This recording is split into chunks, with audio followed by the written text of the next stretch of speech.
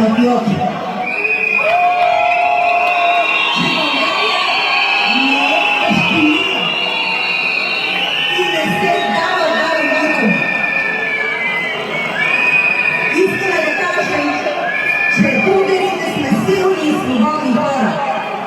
Изведоше за ГСБ! Няма да ви кажа, ще изчезва. Изведоше за ГСБ!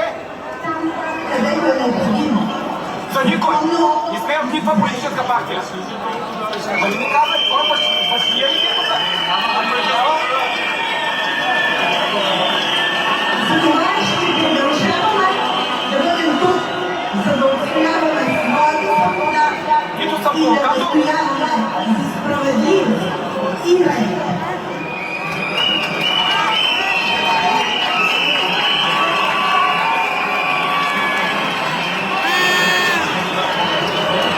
Беше един нормален руски ден, идеален за плаж.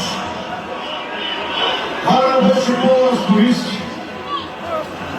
Една комисия на този балкон и комисиите се влезе в парламента, влезе в общината и облече законно избрания пред Таварина.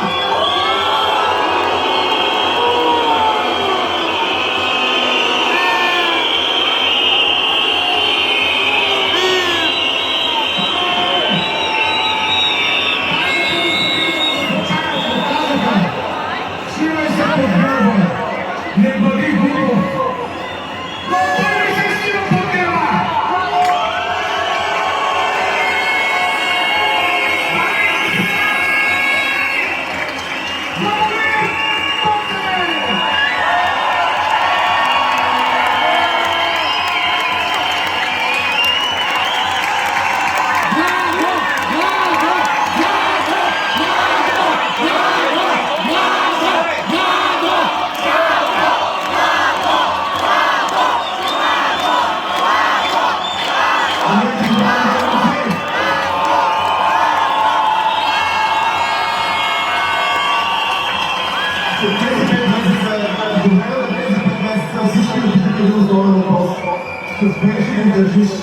След това да кажете, как издържа? Издържа заради Ардал, заради всички вас, които са тук, които бяха преди 14 пъти на протест, които аз успях да видя по телевизия, когато имах такава възможност и това да ми прежи през тези 5 месеца.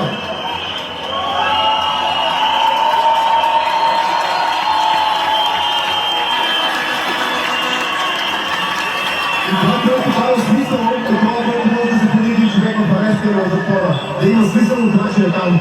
А смисъл е, че ние се събудихме. Събудихме се да видим, че можем да бъдем свободни и че можем сами да отбиваме тази свобода. И моята свобода дължа само на вас, на никой друг. Защото ако можахте вие тези 5 месеца да протестирате, да излизате, да говорите, да настоявате своите позиции, аз може би нямаше да съм свобода в момента. Така че съм ви признателен и ви благодаря за това.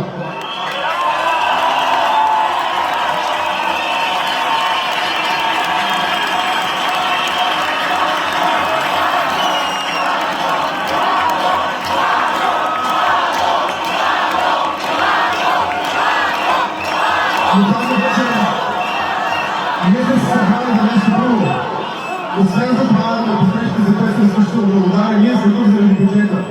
Бюджета, който трябва да отразява едно справедливо разпределение на нашите блага, а той не го направи.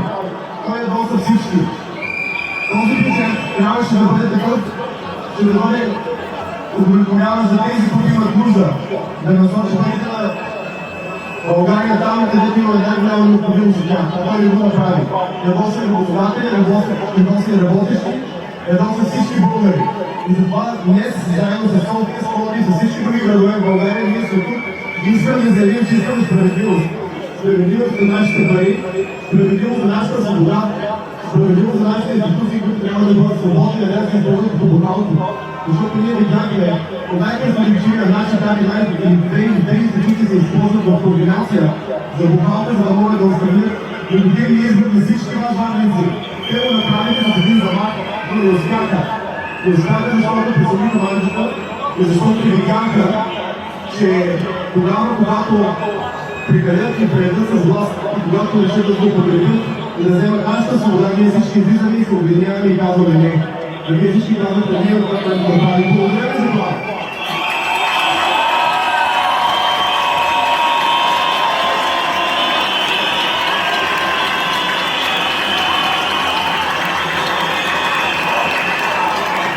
И се надявам, че тук това, което се случи днес, ще отвори една нова страница, както за Варна, така и за България. Защото ние сме тук в момента хиляди, и в момента и нашите приятели в София също са хиляди, и много искам да ги поздравим. И от тук от Варна, нашите приятели, които са излезли да се борят за своята свобода и справедливост. Защото когато сме обединени всички бяхме, че можем. Никой друг не може да управлява България, освен ние, когато излезем и кажем как искаме това да се случва. А това трябва да се случва само по един начин. Той е демократичен. А демокрацията последните години в България беше потушена. Сега е време да се върне.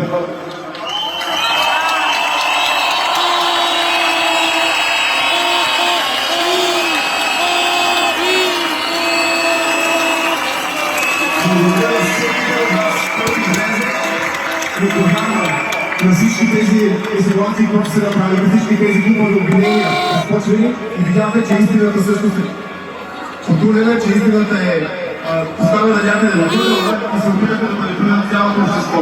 Но вие не повярвахте и искрено се радвам, че има умни, будни, хиляди варенци, които знаят за какво се излезе и за какво се борят. Продължаваме по същия начин, убеден съм, че това не е единствената битка. За да можем да развиваме нашата демокрация, това са ежедневни усилия. Това, което се случва днес, трябва да продължи да добиваме истинска и свободна Варна. Благодаря ви на всички още веднъж.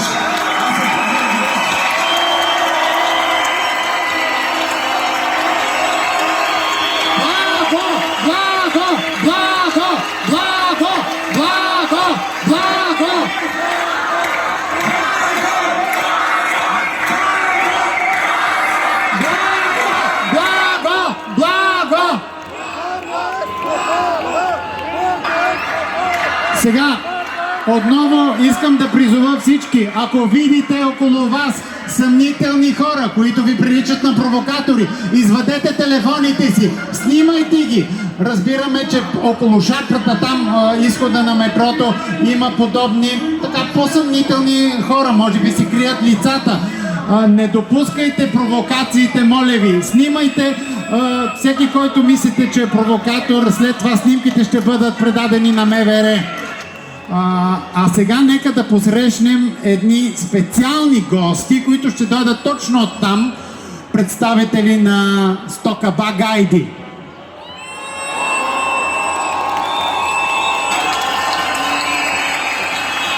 Моля, направете път, ето тук, точно срещу сцената. Моля, направете една пътека, за да могат представителите на ансамбъл Стокабаг ID да дойдат до сцената, за да ни вдъхновят.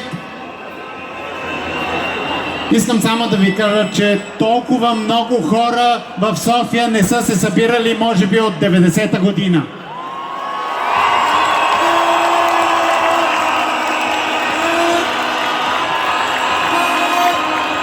Като добавим и Варна, искам да чуя утре какво ще каже Бойко Борисов. Дали е чул? Какво искате вие, хората?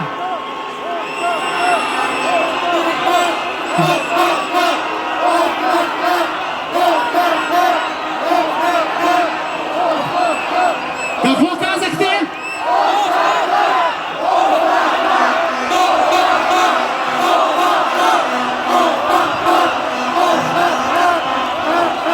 Не ви чувам!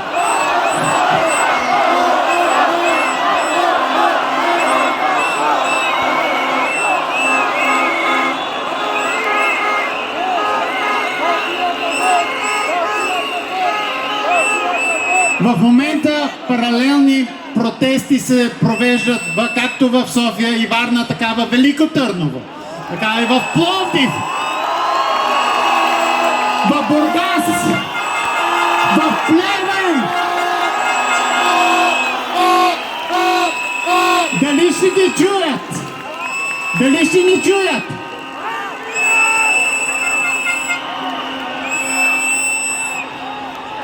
Ето идват, моля направете път, оттам идват нашите специални гости с техният специален поздрав към всички вас. Десетки, да не кажа стотици българи излезли тази вечер по площадите. Направете място, моля.